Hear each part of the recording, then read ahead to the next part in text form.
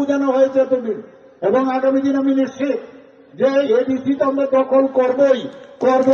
আবার 2028-এ ভারতীয় জনতা পার্টির নেতৃত্বাধীন সরকার হবে, এর মধ্যে কোনো সন্দেহ নেই। বন্ধুগণ, থানসা খালি বলছে থানসা কিসে থানসা বলছে সবাই ইউনাইটেড থাকতে হবে। ত্রিপুরাতে থানসা থাকতে গেলে ত্রিপুরী যেমন আছে, এখানে আমাদের যারা রিয়াং শরণার্থীরও আছে, এখানে চাকমা আছেন, গারু আছে, সব তো থানসা তো খালি একটাও হবে না, সবার থানসা হতে হবে।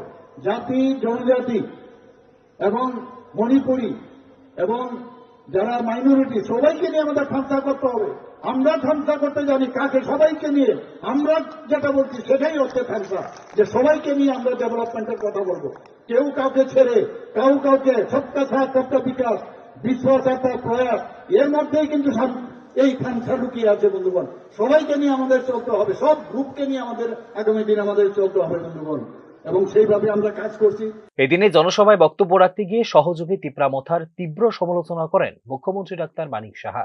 ত্রিপুরার রাজবংশকে যথাযথ সম্মান দিয়েছে একমাত্র ভারতীয় জনতা পার্টি সরকার, অথচ এই ক্ষেত্রে মথাই এখন সরকারকে নিয়ে করছে হইচই, সরকারের ওপর করছে খবরদারি বলে উল্লেখ করেন মুখ্যমন্ত্রী ডাক্তার মানিক সাহা।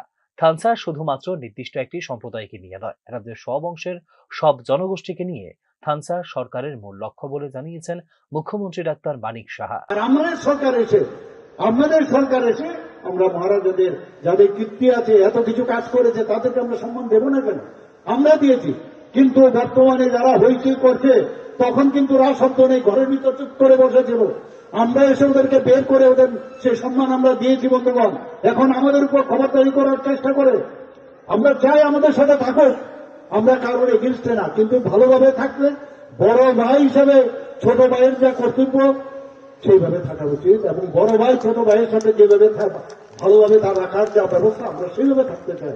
আমরা কারোর বিরুদ্ধে না, কিন্তু আমাদের উপর খবরদারি করবে, আমরা যাদেরকে উঠিয়ে এনেছি আমাদের বিরুদ্ধে কথা বলবে, সেটা অন্যকে মাননীয় আমাদের হোম মিনিস্টার সাহেব কোন অবস্থায় সেগুলো মেনে নেবে না। বন্ধুগণ, আসন্ন ত্রিপুরা উপজাতি স্বশাসিত জেলা পরিষদের নির্বাচনের মোট 28টি আসনে এককভাবে লড়াইয়ের পথে এগিয়ে চলেছে ভারতীয় জনতা পার্টি।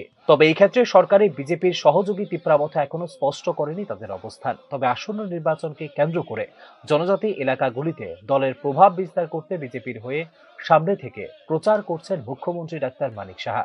স্বাভাবিক কারণেই এর প্রভাব আসন্ন উপজাতি স্বশাসিত জেলা পরিষদের নির্বাচনের ভোট বাক্সে প্রতিফলিত হবে বলে নিশ্চিত রাজনৈতিক বিশ্লেষকরা। Bureau report, news now. একটু চেষ্টাতেই দুল লেগে যায় নববধূর কানে, একটু চেষ্টাতেই মানিয়ে নেওয়া যায় বিবাহিত জীবনে। নানা অনুভূতি জড়ানো বিয়ের গয়না।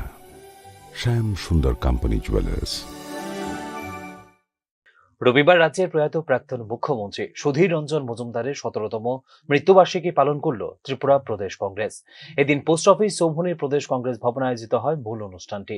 যুব সমাজের জন্য কর্ম পরিকল্পনা এবং কর্মচারীদের ন্যায্য পাওনা দেওয়ার ক্ষেত্রে দৃষ্টান্ত স্থাপন করেছিলেন প্রাক্তন মুখ্যমন্ত্রী সুধীর রঞ্জন মজুমদার বলে এদিনের অনুষ্ঠানে উল্লেখ করে ত্রিপুরা প্রদেশ কংগ্রেস।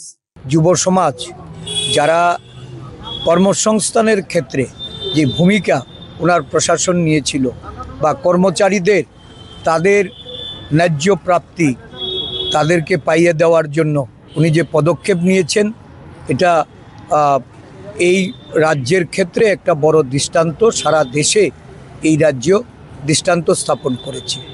আজকে আবারও ওনার স্মৃতির প্রতি আমরা শ্রদ্ধা নিবেদন করছি। বর্তমান সময়ে সাধারণ মানুষের জন্য ন্যায় বিচার যেখানে কঠিন, চলছে স্বজন পোষণ। এই ক্ষেত্রে দলমত নির্বিশেষে সবার জন্য কাজ করা দৃষ্টান্ত স্থাপন করেছেন প্রাক্তন মুখ্যমন্ত্রী সুধীর রঞ্জন মজুমদার বলেও এদিন উল্লেখ করে ত্রিপুরা প্রদেশ কংগ্রেস। প্রশাসনিক দায়িত্ব নিয়ে উনি যে সাধারণ মানুষ থেকে শুরু করে সমস্ত অংশের মানুষের জন্য যে কাজ করে গেছেন, আজও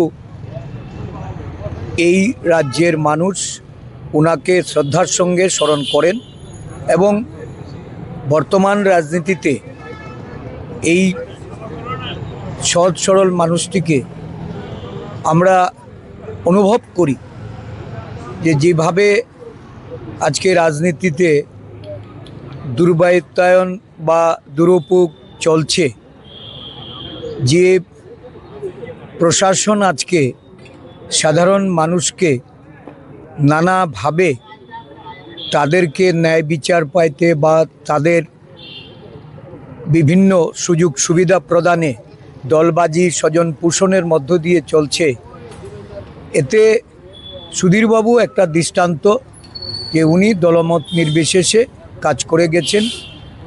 আজকে ওনার প্রাসঙ্গিকতা সকলেই এটা উপলব্ধি করেন।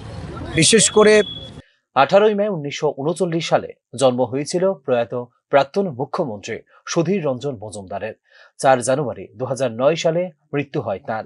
5 ফেব্রুয়ারি